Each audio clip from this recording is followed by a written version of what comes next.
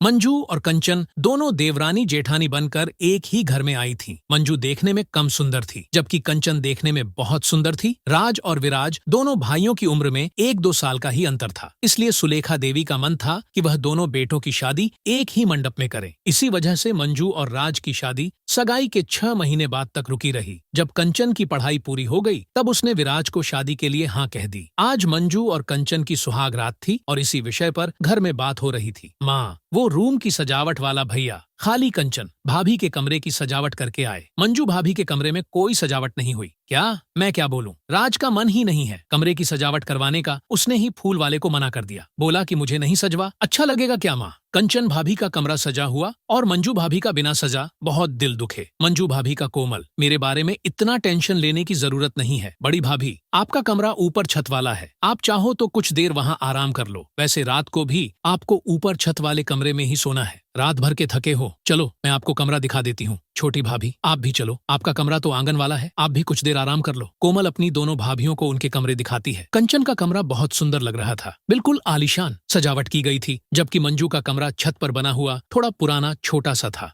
मंजू कुछ देर के लिए अपने कमरे में आराम करने चली गई। इधर कंचन भी अपने कमरे में आराम कर रही। शाम को अचानक बहुत तेज बारिश शुरू हो गई। इतनी बारिश की सड़कों पर पानी भर गया। अरे अरे, आज तो इतनी तेज बारिश है। बारिश बहुत तेज हो चुकी थी। राज विराज दोनों अपने अपने कमरे में सोने चले जाते हैं। आप बिस्तर पर सो जाओ, मैं जमीन पर सो जाऊंगी। नहीं, मैं जमीन पर सो जाऊंगा, तुम बेड पर जाकर सो जाओ, मेरे से फालतू बात मत करो। मंजू बेड पर सो जाती है और राज जमीन पर। मंजू की अभी आंख लगने वाली थी कि तभी वह कमरे में ककरोच को देख लेती है और चिल्लाकर पलंग से नीचे कूद जाती है। राज घबरा कर उठता है। ये बारिश रुक जाए तो उसके बाद कल कमरे का पीछे का हिस्सा ठीक करवाएंगे। चलो ऊपर कमरे में चलते हैं। और फिर विराज और कंचन ऊपर राज और मंजू के कमरे में आ जाते हैं। भैया, मैं और कंचन जमीन पर सो जाते हैं। नहीं नहीं विराज भैया, हम दोनों तो पहले ही जमीन पर सो रहे थे, हमें बिस्तर पर नींद नहीं आ रही थी। आप दोनों बेड पर सो जाओ। आप दोनों जमीन पर सो रहे थे, बेड पर क्यों नहीं? वो तुम मत पूछो, वरना तुम्हें भी डर लगेगा। क्या बात है? हमें भी तो पता चले। वो एक मोटा कॉकरोच आ गया था, इसीलिए मैं डर गई थी। मुझे बेड पर सोने में डर लग रहा था।